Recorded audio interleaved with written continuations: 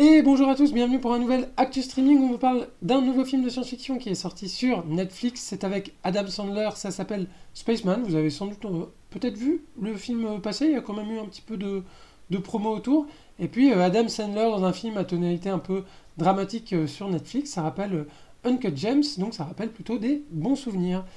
Comme d'habitude, je vais commencer par la petite fiche technique. À la réalisation, nous avons Johan Renck, que moi je ne connaissais pas. C'est un réalisateur suédois. Et il a commencé par travailler sur des clips, notamment il a travaillé pour Madonna et New Order, donc c'est quand même plutôt pas mal. Et ensuite il a commencé à faire ses armes un peu sur des séries télé, mais non des moindres. Il a réalisé 3 épisodes pour Breaking Bad par exemple, 3 épisodes pour la série Viking, et surtout il a réalisé les 5 épisodes d'une mini-série télé qui a eu énormément de succès, qui s'appelle Tchernobyl, que je n'ai pas encore vu, mais dont je connais le retentissement critique. Et ce qui explique qu'aujourd'hui il passe au long métrage très probablement. Au scénario, nous avons Colby Day. C'est son premier gros crédit après des courts-métrages. Et c'est d'après un roman tchèque de Jaroslav Kalfar qui s'appelle, en français, en bon français, Un astronaute en Bohème. Puisqu'effectivement, nous allons avoir affaire à un astronaute tchèque. À la photographie, nous avons... Alors, je m'excuse pour la prononciation, je vais prononcer à l'allemande. Hein. C'est Jakob Ihre, un Suédois, qui a notamment travaillé à la photo avec Joachim Trier sur Oslo 31 août, Back Home et Thelma, donc plutôt des gros films avec de la grosse photo derrière, et également sur Tchernobyl. Donc c'est quand même l'équipe qui se reforme, hein. J'ai bien l'impression. Au montage, nous avons 3 monteurs. Nous avons John Axelrad, qui est sans doute le monteur le plus capé des 3, puisque c'est le monteur attitré de James Gray. Donc excusez du peu. Nous avons Scott Cummings, qui a fait ses armes sur des films indépendants. Donc par exemple Beach Rats, Brooklyn Yiddish, Never Really, Sometimes Maybe. Donc plutôt des films indépendants qui ont une petite cote. Et également Simon Smith, le monteur de Tchernobyl, bien évidemment. À la musique, nous avons Max Richter. Alors Max Richter, c'est un compositeur allemand qui a fait un peu ses armes en Europe. Notamment, il a fait des BO de films français. Et après, son plus gros succès, c'est à la télé, et c'est ça qui a lancé sa carrière. C'est la BO de cette série. Quelle série? The Leftovers, une série incroyable. Sans doute une des meilleures séries de la décennie précédente maintenant, mais... pas très convaincu, Nam, je te sens... Et pourtant, si. Nam a tort, pour une fois, ça lui arrive, comme quoi tout est possible. Et après, donc... The Leftovers, j'ai juste vu le pilote et j'ai pas c'est accroché. pour ça, mais alors... Voilà, alors justement, on va faire une petite parenthèse, mais The Leftovers, la saison 1 est peut-être un peu bancale, mais la saison 2 est incroyable, et la saison 3 est au-delà de toute attente, et c'est vraiment formidable. Mais effectivement, si on s'arrête à la saison 1, je comprends qu'on puisse avoir cet avis plus mesuré. Mais comme je l'avais dit, Namator, mais ça lui arrive, qu'est-ce que vous voulez? Des fois, il se trompe, il est comme nous. Il redescend à notre niveau. Et donc après, fort de ce succès, parce que je pense que tu reconnaîtras que la musique était quand même incroyable dans The Leftovers, ou alors ça t'a même J'ai pas juste marqué. vu le pilote il y a longtemps, donc je sais pas. Peut-être. Quel dommage. La musique est incroyable, en tout cas. Je vous le dis, je vous l'affirme. Et il avait fait la musique de gros films après, donc comme par exemple Hostile de Scott Cooper, ou Ad Astra de, tiens, James Gray, on en a déjà parlé. Et comme il est déjà allé dans l'espace, il retourne dans l'espace, quoi. C'est la règle. Je crois qu'il avait fait une musique aussi sur une série B pas géniale qui s'appelle Last Days on Mars. Mais si vous adorez les séries B de science-fiction, allez voir ce que c'est, parce que c'est une curiosité, on va dire. Au casting, énorme casting en réalité. Donc nous avons Adam Sandler dans le rôle titre. Adam Sandler, donc disons l'acteur de comédie américain sans doute le plus connu aux États-Unis, peut-être moins à l'étranger parce que ces films ont un peu tardé à venir en France, mais il a quand même des petits succès. En France, il y a quand même un petit statut culte quand même sur des films comme Rien que pour vos cheveux par exemple, ou ce genre de film, et qui s'essaye régulièrement au drame, pour le meilleur et pour le pire, et plutôt pour le meilleur avec Uncut Gems dont j'avais précédemment parlé. Nous avons également Carey Mulligan, qu'on a notamment pu voir dans Maestro récemment sur Netflix. Nous avons Paul Dano. Dans un autre film, on l'a vu dans 2 films récemment. Il y avait Maestro, il y avait un autre truc avec Carey Mulligan. C'était quoi? Je me rappelle plus. Là, je sais plus. Mais on l'a vu 2 fois à une semaine d'écart, je crois. Je sais plus dans quel film elle était. Carey Mulligan qu'on ne cesse de voir et d'oublier. Ah bah si, bien sûr. On l'a vu dans Saltburn, mais on la reconnaît pas dans Saltburn. C'est vrai. Voilà. Donc c'est pour ça, même, j'ai même pas besoin de vérifier. Nous avons également Paul Dano qui fait une voix. Alors pour l'instant, on vous en dit pas plus. Et c'est le doubleur habituel de Paul Dano qui le double en français, à savoir le génial Donald Renew, la voix de Titeuf, ni plus ni moins. Spider-Man. Spider-Man également. Spider-Man version Andrew Garfield, et sans doute version jeu vidéo aussi, je crois. Oui, dans les derniers jeux vidéo, Ouais. c'est lui qui le fait en français. Nous avons également Kunal Nayar, Isabella Rossellini et Lena Olin. Ah, qu'est-ce que j'ai été heureux quand j'ai vu Lena Olin au générique, vous pouvez pas imaginer. Irina Derevko dans Alias. J'adore cette actrice. Qu'est-ce que vous voulez, je suis heureux dès que je la vois. Dans la 9e porte aussi de Polanski. Vraiment une actrice que j'aime de tout mon cœur. Et bon, elle a qu'un rôle totalement accessoire et inintéressant dans le film. Mais ça m'a fait plaisir de la voir. Elle fait la mère de Carey Mulligan. Et bah voilà, moi j'ai fini avec ma fiche technique et mes emballements. Nam, alors je te laisse pitcher Spaceman, qui est pas évident à pitcher en fait en réalité, je pense. Oui. Alors. On commence par Adam Sandler qui a l'air d'être dans un scaphandre sur une planète et même je te mets un plan large et ça va pas t'aider plus. Voilà, c'est Adam Sandler en habit de cosmonaute dans une rivière. Voilà. Voilà, c'est par ça que le film s'ouvre et le film va être très mystérieux vis-à-vis de cette image pendant pas mal de temps. Mais bon, voilà. Je vais vous résumer le truc rapidement.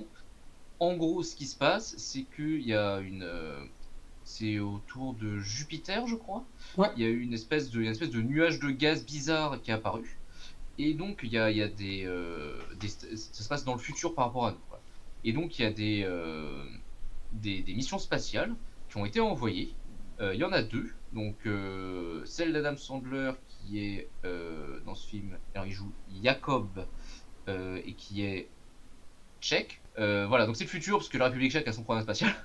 Ouais, c'est ça. Alors c'est le futur, mais on verra que dans l'esthétique, Oui, il y a quand on même est très une proche. petite vibe rétro science-fiction soviet punk, on va dire ça comme ça. Et oui, c'est un peu, oui, comme s'ils avaient récupéré une vieille navette russe et qu'ils étaient partis avec. Et il fait la course avec un vaisseau, enfin une navette sud-coréenne également. Et à savoir que la particularité de sa mission, hormis le fait qu'il va loin, c'est qu'il va seul. Parce il est tout seul, mais ils ont un système de communication qui leur permet de communiquer en direct depuis sa navette sur la Terre. Ça, c'est de la science-fiction, hein. Je vous rappelle, ça on sait pas faire aujourd'hui. Si tu envoies un message sur Mars, c'est 40 minutes l'aller et 40 minutes retour. Donc, bonjour, ça te prend 1h30 à faire. Donc voilà, donc ça va être un outil quand même, une astuce scénaristique pour permettre au film de se faire, parce que sinon il n'y a pas de film, ça peut pas marcher. Et notamment, c'est une star dans son pays. Donc ça, c'est ce qu'on voit. En fait, il est en direct depuis le vaisseau et il tient une conférence de presse. Et avec cette machine, il va également pouvoir contacter ses proches et tenter de contacter sa femme, jouée par Carey Mulligan, et c'est Lenka. Alors là, c'est pas sa femme, hein, juste à l'écran, c'est Oui. une jeune fille qui est une lycéenne probablement qui lui pose une question. Et c'est là où effectivement, juste pour rebondir ce que tu disais, effectivement, il est tout seul et on va comprendre que la solitude, c'est le thème, puisque la question qu'elle lui pose, c'est qu'est-ce que ça fait d'être seul dans l'espace. Donc on va comprendre que c'est un film, comme beaucoup de films sur des gens seuls dans l'espace, sur la solitude. C'est souvent... Oui. on a connu ça. Et donc là, c'est Carey Mulligan et la machine, effectivement. Et Carey Mulligan, comme tu disais, elle rentre pas dans la machine, en fait. Non, Carey Mulligan et AWOL, comme ils disent les Américains, ou AFK, Ouais. Away from Keyboard, elle ne répond pas. Et il s'avère que non seulement elle répond pas, mais elle lui a envoyé un message qui ne lui a pas été transmis. Message dans lequel elle le quitte, tout simplement. À savoir que lui, il en est à 180 jours de mission quand le film commence, donc loin déjà dans la mission. Et il est plus qu'à quelques jours d'atteindre enfin le nuage de gaz pour pouvoir l'examiner. Et ça va pas fort mentalement.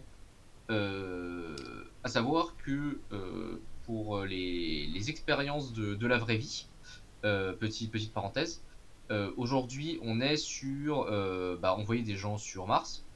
Je sais plus, je sais plus combien de mois c'est. C'est long, hein. Ouais, c'est plusieurs Et mois. on se dit qu'ils vont devenir zinzin, c'est ça que tu veux dire? C'est-à-dire que ouais, ils travaillent de ouf pour déjà envoyer quelqu'un tout seul, c'est impensable Ouais. aujourd'hui. Et surtout, il faut envoyer des gens qui puissent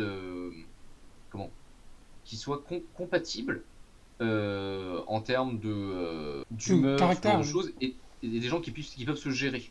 Parce que bon, il y a des expériences qui ont été faites dans le désert et tout, vous avez peut-être vu ça passer, mais ils disent que en fait, au bout d'un moment, en fait, tu deviens dingue, c'est-à-dire que un mauvais regard et tu peux égorger la personne, et une blague nulle, tu peux rigoler pendant 4 heures, tu vois. Bon, C'est imaginez le RERB. Vous êtes bloqué pendant 6 mois, si vous voyez. Vous êtes bloqué dans le RB pendant 6 mois avec les mêmes gens. C'est ça. Il faut apprendre à vivre avec. Voilà, donc c'est plutôt compliqué. Et donc voilà, le personnage de Jacob, Adam Sandler, a fait des cauchemars très graphiques. Et là, un cauchemar avec une espèce d'araignée très chelou. Alors au début, ça nous révèle que c'est un cauchemar après. Oui. Mais du coup, c'est une scène aussi qui nous apprend qu'il a la phobie des araignées. D'ailleurs, c'est- si vous êtes phobique des araignées, alors déjà, vous pouvez couper la vidéo, couper le stream, Oui. etc. Parce qu'il va y en avoir. Et moi, j'ai envoyé à tous mes amis qui regardent un peu tous les films Netflix et qui sont phobiques des araignées, je leur ai dit, ne regarde pas ce film. Jamais. N'y touche pas, ne t'en approche pas. Vraiment. Donc on met ce warning-là. Aussi pour dire, je viens de retrouver le nom d'un film où justement ce sont des gens qui vivent comme ça dans une espèce de simulation de voyage spatial. Et c'est Lila qui me l'avait recommandé dans le bilan de la troisième rangée que vous pouvez retrouver sur la chaîne YouTube. Et ça s'appelle Les Nouvelles de la planète Mars. Donc, si vous avez curiosité, ça avait l'air très chouette. Un film québécois. Et donc aussi ce qu'on peut dire à ce stade dans le film, c'est qu'on a quand même cet astronaute tchèque qui part sur Jupiter tout seul avec des technologies qui sont anciennes, nouvelles. On se demande quand même un peu si c'est pas du lard ou du cochon, quoi. On a l'impression que tout ça est très. On pourrait se dire par exemple, au début, moi, je me suis dit, c'est comme. Alors attends, je vais pas spoiler le film parce que si je dis ça, c'est comme d'autres films où le personnage a fait un peu des films dans sa tête et c'est sa manière de se représenter les choses. Ça se trouve, il est dans un asile et il pense que lui, il est dans l'espace, ce qui expliquerait Ah, qu'il est enfermé, etc. Moi, je me suis dit, il y a cette théorie-là. The Voices de Marjane Satrapi. Voilà, ça, c'est pas un spoil, ça va. Je pensais à un autre film, mais effectivement. Et donc, on se demande si c'est pas un peu du lard ou du cochon. En fait, on se dit, si en fait, au premier degré, le film assume d'être cette histoire un peu fantasque, on va dire ça comme ça. Et du coup, ça apporte quand même une dimension au film qui moi, m'a plutôt intéressé. C'est qu'il y a un côté assez poétique dans le film. C'est-à-dire, on a ce personnage qui va chercher un nuage dans cette espèce de navette toute dégingandée qui a l'air de tomber en morceaux. Donc, il y a un côté un peu décalé, dit autrement, qui moi, Hmm. m'a plutôt bien plu en tout cas. Il m'a permis de rentrer un peu dans l'univers. Oui, et en plus, le film, alors on l'a pas jusqu'à maintenant, mais le film s'ouvre aussi par quelques scènes de zéro gravité. Ouais, Alors c'est un truc, voilà, b.a.-ba du film spatial, t'es dans l'espace la 0G, les premières scènes que tu montres, c'est la 0G. et c'est ça. Pour qu'on comprenne où on est. C'est ça. Et je trouvais que c'était. Alors, on ne doit pas être sur du Gravity avec les gros harnais préprogrammés. On doit être sur des techniques qui sont vachement plus simples. Mais pourtant, je trouve que ça marche vachement bien. Hmm. Ils arrivent vraiment à te faire passer le truc, ils flottent et tout, de manière assez convaincante. Et sans que. Je pense pas que c'était des. Je pense pas que c'est des techniques de ouf hein, qu'ils ont utilisées. C'est juste que c'est suffisamment bien fait pour que tu y crois. Et pendant tout le film, même Adam Sandler, il va avoir plein de petits gestes dans sa manière de se mouvoir, dans sa Hmm. manière. Même quand il est assis, plein de petits mouvements au niveau des jambes, des bras, ce genre de choses, pour te transmettre le fait qu'il flotte. Et je trouve que de ce point de vue-là, c'est très bien fait. Mhm. Et oui, finalement, est-ce que la plus grande science-fiction d'un film, c'est pas qu'Adam Sandler soit astronaute aussi, hein, il y a ça. Mais c'est vrai qu'il arrive à le rendre crédible, en tout cas dans le jeu d'acteur. Et Adam Sandler, donc on se dit, il devient un petit peu parano là dans sa. Alors après, ça c'est le deuxième layer. Moi, je pensais qu'il était complètement zinzin dès le début, mais en fait, je me suis dit, il est peut-être juste un peu zinzin. C'est peut-être juste l'espace qui commence à lui monter à la tête, puisqu'il commence à voir des trucs. Là, par exemple, il s'est réfugié dans un sas. Alors, qu'est-ce qu'il voit? Effectivement, une araignée mastoc que j'ai un peu après. Ouh là Alors, là. déjà, il voit des flashbacks. Alors, c'est assez intéressant visuellement dans les flashbacks. Il y a l'utilisation de déformation d'images. Il va y en avoir de manière assez extensive dans le film. On va aussi avoir des plans extérieurs qui sont assez. sont très assez beaux. spectaculaires, mais effectivement qui sont toujours dans cette vibe un peu, effectivement, très colorée, et qui ramène un peu ce côté, encore une fois, poétique plutôt que Et puis, réaliste, quoi. et puis là, on voit bien que son vaisseau, c'est une poubelle, hein. Oui, oui, clairement. Et, C'est le Nostromo dans Alien, mais en hmm. moins stylé parce que c'est pas autant dans le futur. Donc on voit quand même que, moi, à mon avis, je pense que les réalisateurs et l'équipe technique du film a été choisie pour leur capacité à mettre en image ce genre d'univers. Et ils ont été très intéressés par le fait de faire des effets spéciaux, de faire du visuel. Et ça se ressent dans le film parce qu'il y a un soin qui est apporté à tout ça. Peut-être au détriment d'autres choses. Ça, on en reparlera. Et donc voilà, notre amie l'araignée, qui est une araignée un peu spéciale puisqu'elle a des petites griffes. Mais des fois, on se demande si c'est pas un peu des mains. Et elle Ouais. a une bouche avec des dents. Alors, horrible. Terrible pour moi. C'est affreux. Mais elle a la voix de Paul Dano, elle a l'air assez cool. Oui. Puisqu'elle parle. Et également, elle est télépathe.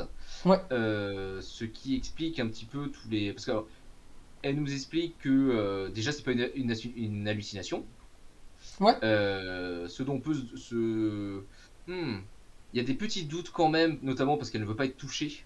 Ce qui Oui. va, Bah, de voilà. toute façon, il y a Et des niveaux de lecture, hein. C'est-à-dire voilà, et que. le film va en Ouais. jouer, de toute façon. Voilà. Hmm. Est-ce qu'elle existe, n'existe pas, est-ce que Ouais. c'est son inconscient qui parle, Bah, etc. de toute façon, oui, Euh, au niveau du scénario, on va même aller plus loin. L'araignée, en fait, il se fait une autopsychanalyse dans l'espace à travers l'araignée. c'est ça. Voilà, c'est ça. C'est ça. Sachant que, de toute façon, que ce soit que l'araignée existe ou pas, ça change rien, parce qu'au final, dans le scénario, ça change rien.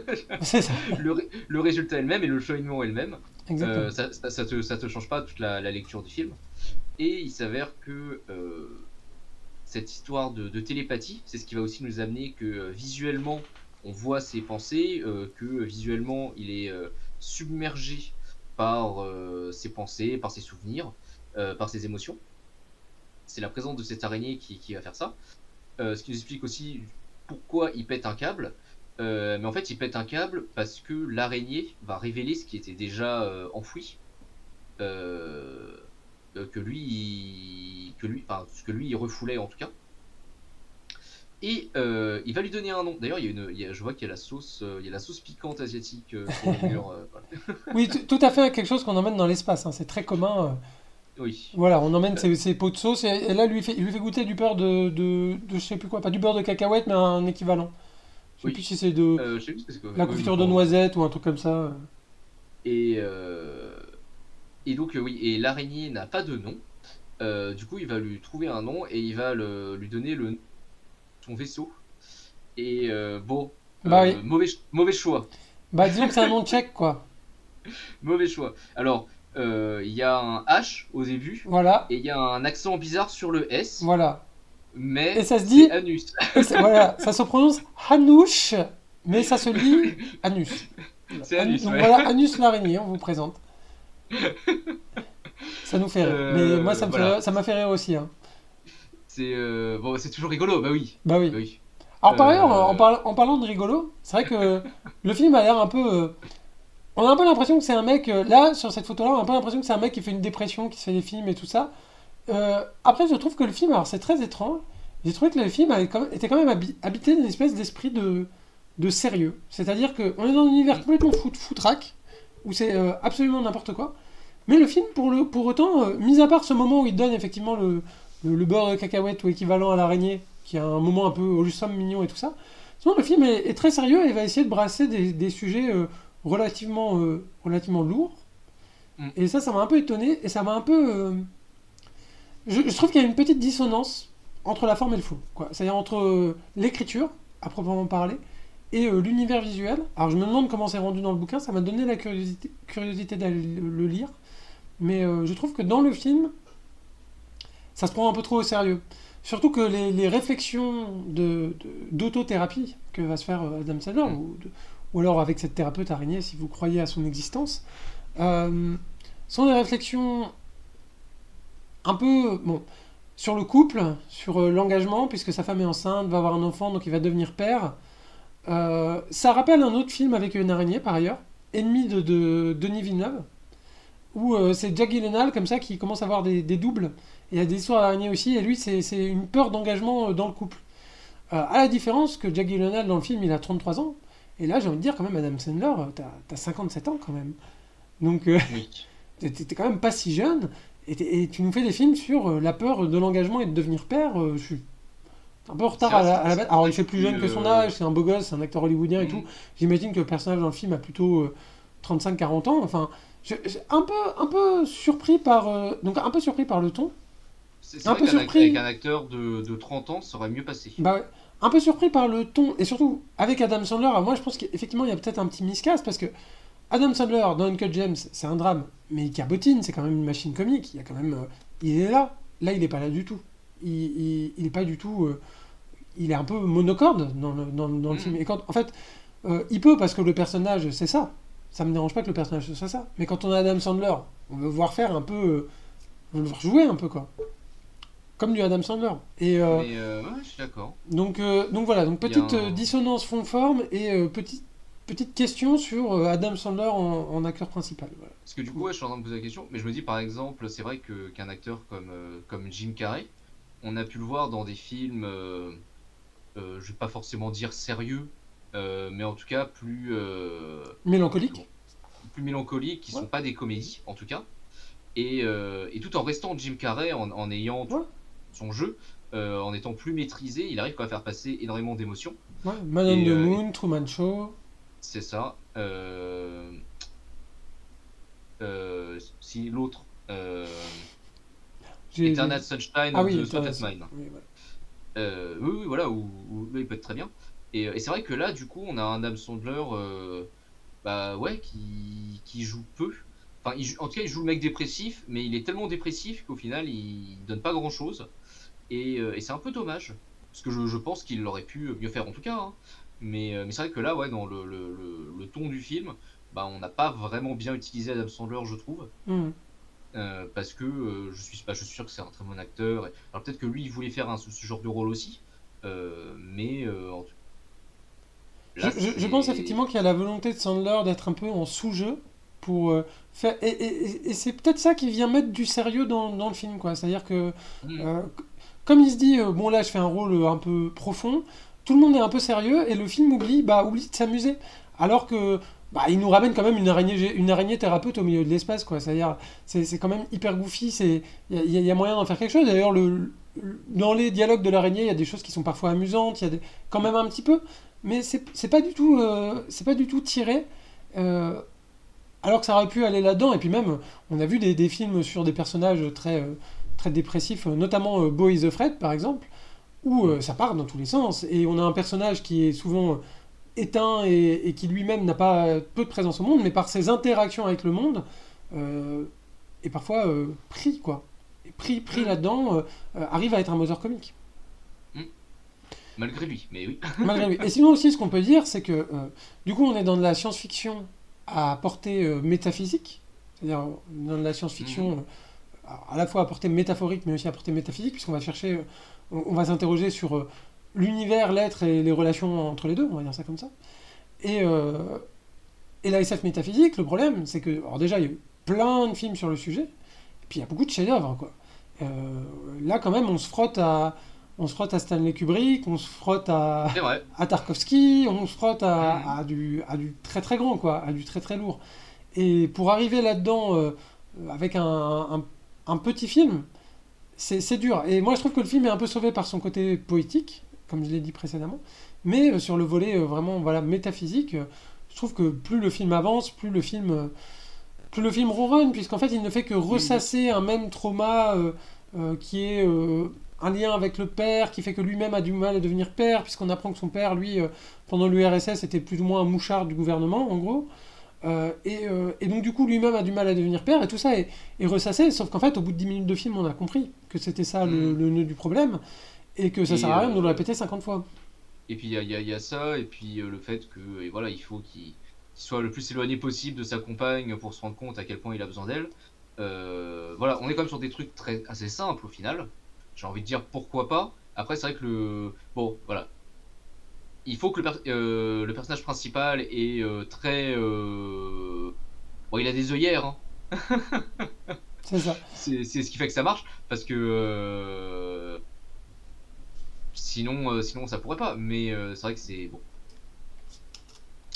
C'est vrai que ça manque un petit peu de ce côté-là. Donc voilà, la compagne arrive à contacter là, avec des petites déformations d'image, des petits glitches. Donc encore une fois, de la recherche graphique pour faire des glitches un peu originaux. Ça, c'est plutôt pas mal. Et une scène de danse spatiale avec l'araignée qui l'emmène aux confins de l'univers. Et Ça, une c'était scène, très alors beau. c'est typiquement cette scène-là, elle a du mal à passer en tant que telle parce que c'est vraiment une araignée qui philosophe sur la vie, l'existence de l'univers, Mm. etc. On se croirait à la fin de 2001. Et, euh, et ça pourrait être très rigolo, sauf que c'est un peu rigolo, quoi. Oui. C'est un peu rigolo. Bon, bah. Et, euh, et au final, c'était un peu joli. Ils auraient dû faire Tir-Larme, mais comme un film coréen, tu vois. En tout cas, qu'ils y aillent effectivement plus fort dans les émotions, quelles que Parce soient que, les émotions. Parce que bah tu ouais, ouais. prends même un exemple. Moi, je trouve que dans Interstellar, le moment où Matthew McConaughey est dans la bibliothèque quantique de l'univers et tout ça, sur le papier, je trouve ça vraiment ridicule. C'est pas possible. Mais il le vend, quoi. Il le vend Mm. parce que. Oui. Et ça marche. Et ça marche, au fait. Parce qu'il y a des Et larmes. Il y a plein de larmes. oui, Ça oui, pleure fort. parce que quand même dans cette histoire, c'est quand même la mort d'une araignée spatiale, dernière de sa race, Ouais. qui vient mourir qui vient mourir ici. Bah c'est triste quand même, c'est triste Ouais. de ouf en vrai. Et le film n'arrive pas à le transmettre, Ouais, ouais. et c'est dommage. C'est dommage. Euh, Par contre, c'était très beau. oui, Voilà, le voilà. village était très joli. Donc également, donc voilà, sur le plan esthétique aussi, donc une autre image, on revient sur Terre et effectivement, il va y avoir une... euh, le personnage aussi s'imagine des choses un peu comme un conte de fées par moment. Mm. Pareil, un Carey Mulligan pour la jeune princesse en détresse, un petit peu passé l'âge aussi. Et là aussi, je me suis fait la réflexion que on sent bien de l'influence, on sent bien que c'est adapté d'un roman tchèque. On sent bien de l'influence tchèque dans l'esthétique, et notamment, ça c'est une princesse typiquement dans une légende de pays de l'Est, quoi. Il Mm. y a de ça. Et en fait, on a que des acteurs anglo-saxons. Et je trouve que il y a un manque. Ce qu'on gagne un peu en poésie, en exotisme, on perd un peu en authenticité, quoi, du fait que ce soit un film américain. Et je sais pas quoi en penser. Moi, j'aurais aimé qu'ils produisent ce film avec un cast tchèque, en fait, je pense. Ah oui, Et oui, l'entendre en ça aurait été langue bien aussi. tchèque aussi. Oui, oui, non, mais ça se sent qu'ils ont pris. Bah, c'était un casting juste pour avoir un casting safe, entre guillemets, Ouais. pour avoir deux gros noms qui peuvent attirer les gens. Mais c'est vrai que, ouais, des acteurs pas connus, tchèques, enfin pas connus à l'international en tout cas, j'aurais préféré Par ailleurs, pour ça ne sert à le rien film. d'embaucher Carey Mulligan dans un film pour ne pas la faire jouer et ne pas lui donner de rôle. Oui. Parce qu'elle n'a rien à faire, elle ne fait rien, elle est juste là. Quand on a Carey Mulligan, on ne fait pas en sorte qu'elle soit juste là. Parce que dans Maestro, on a vu de quoi elle était capable notamment. Mais tu vois, genre, C'est c'est un dommage. peu dommage. Parce que bon, je sais pas combien ils ont pris les deux pour le film, Ouais. mais est-ce que ça aurait pas été mieux de prendre voilà, deux acteurs moins connus mais moins chers, mais à côté de ça, avoir plus de moyens pour d'autres choses. Moi, je pense que ça aurait été préférable. Bon, après, Mais bon. Nam, tu dis ça, mais moi, c'est ce que je dis sur absolument l'intégralité des films du cinéma. C'est-à-dire que très souvent, il n'y a pas besoin d'avoir une star. Le film se termine par un plan final de Carey Mulligan qui finalement accepte de répondre à Adam Sandler. Moi, j'ai soufflé personnellement parce que en fait, cette histoire de père qui prend ses responsabilités finalement, qui reconstitue la famille, ça m'étonne pas que ça ait plu à des Américains. Hein. C'est dans Hmm. leurs valeurs. Je trouve ça un peu de la morale un peu Et puis ça, conservatrice. tu sais, ça leur parle avec. C'est comme les mêmes histoires que le soldat américain qui part loin de sa famille et après qui C'est revient. ça. Puis Ça me plaît, ouais. il y a aussi ce côté où la structure familiale est un peu indépassable finalement et que c'est ça qui est garant d'une certaine stabilité de la société. Bon, on connaît. Après, les Américains, s'ils font autant de films sur des pères de famille absents, il va peut-être falloir à un moment qu'ils se posent la question de pourquoi les pères de famille sont toujours absents. Pourquoi ils se barrent tout le temps, pourquoi ils deviennent des tueurs en série, pourquoi ils sont absorbés par leur travail, ils deviennent zinzin. Enfin voilà. Je les invite à le faire. Malheureusement, c'est pas avec ce film-là qu'ils vont s'interroger là-dessus. Bah, Ça aurait pu après, être un chemin d'émancipation aussi, parce que je pense que aussi le personnage de Carey Mulligan, la femme, qui d'ailleurs je sais pas s'il y a un nom dans le film, mais en fait elle mérite mieux. Elle mérite mieux Ah, complètement. qu'un type Et qui est te- pas là. Alors après, peut-être qu'il est. Peut-être que si c'est une métaphore, en fait, il est en dépression et en fait, il est en asile psychiatrique et en fait, il revient et elle le réaccueille parce qu'il a réussi à se soigner. Ok, fair enough. Si on le prend au premier degré, où en fait c'est un astronaute qui est parti suivre sa carrière et ses rêves plutôt que de rester auprès de sa femme, peut-être qu'en fait elle mérite mieux. Et peut-être qu'en fait il mérite qu'on le récupère pas. Voilà. Voilà, c'est mon opinion sur la question.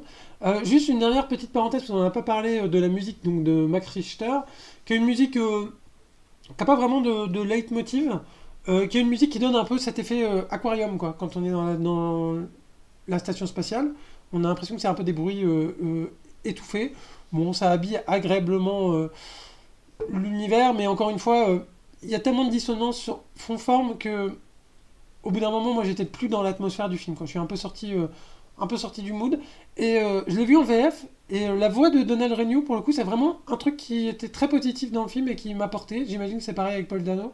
Cette espèce d'araignée un peu qui parfois cherche un peu ses mots, qui parfois part dans des grandes tirades. C'est plutôt ça qui m'a entraîné plutôt que le reste du film plus humain, quoi. Oui, oui, oui, bah, de toute façon, c'était la créature la plus. Le personnage le plus intéressant du film. Ouais. Ce qui est toujours dommage, parce que du coup, c'est-à-dire qu'ils auraient dû retirer les humains. Ou en tout cas leur faire fermer leur clapet. Oui. Pareil, bon, toutes les scènes sur la Terre, bon, voilà. Indispensable. Ouais, c'était pas obligé. Et ouais, peut-être voilà, un film qui aurait mérité, comme pour Code 8, à être plus court, plus condensé. Hmm. Mais en même temps, voilà, ça reste une petite production. Oui, C'est ça. c'est quand même un film qui a une identité visuelle. Oui. Déjà, c'est un bon point.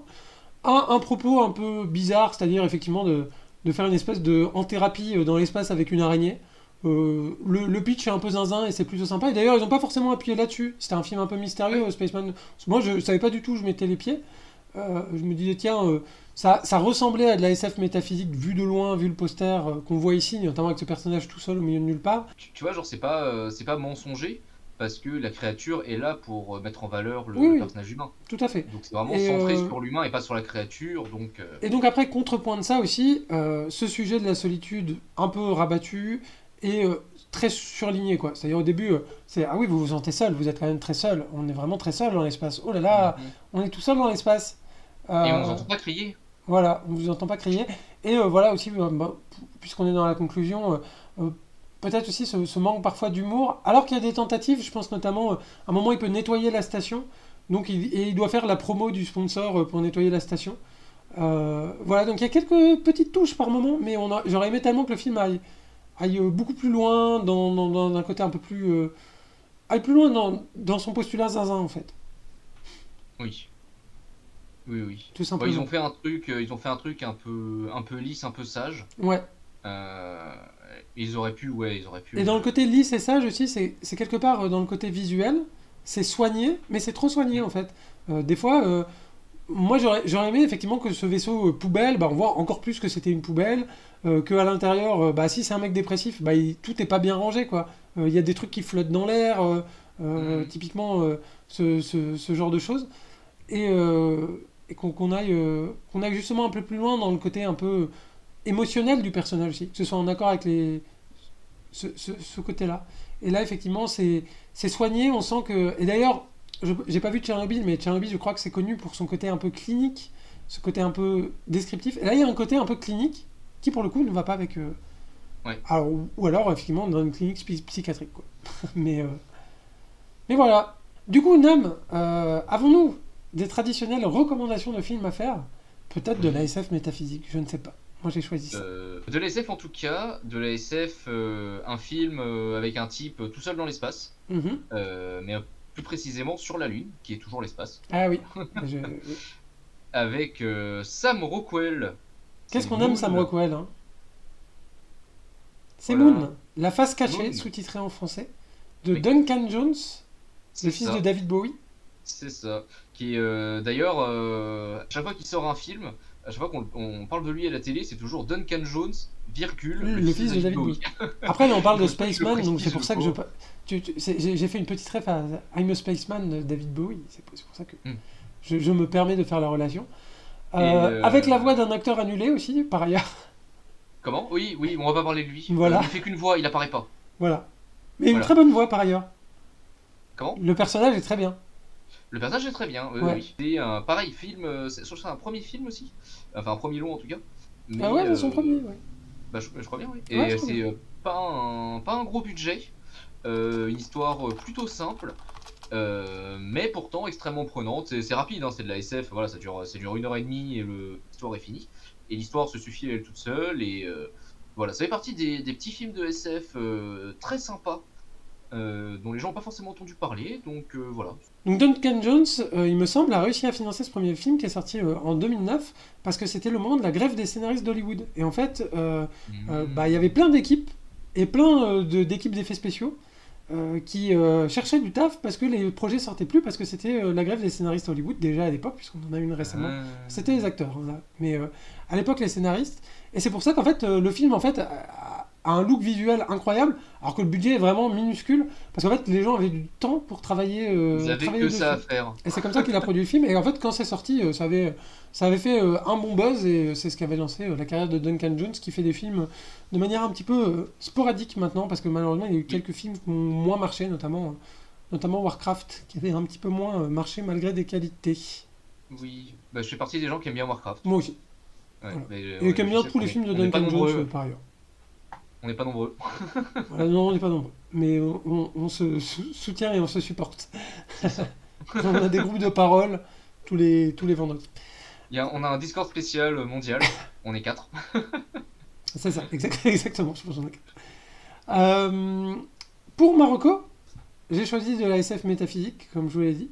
Et j'ai choisi le choix le plus simple, ou peut-être pas. J'ai choisi Solaris. Mais non, pas Solaris d'Andrei Tarkovsky, que vous devez voir, c'est un chef-d'œuvre. J'ai choisi Solaris de Steven Soderbergh, le remake. Pourquoi pas? Alors déjà parce qu'il y a une histoire de nuages qui fait apparaître des gens. Et on va s'interroger. Il fait apparaître la femme du héros aussi. Voilà, Solaris. Une musique.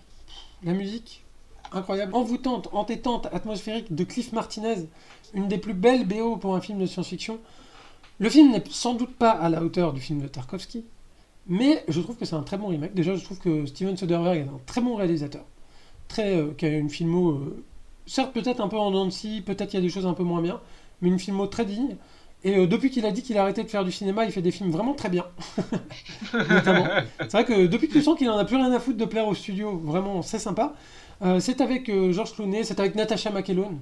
Comment ne pas être heureux à partir de là. Et voilà, c'est un très beau film métaphysique. Et si vous avez aimé le Solaris de Tarkovsky, moi je vous recommande le Solaris de Soderbergh.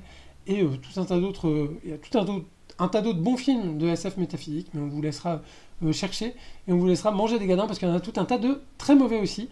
Et pour ça on dit merci Kubrick, merci Damien, l'Odyssée de l'espace, hein. C'est à cause de lui, hein, tout ça.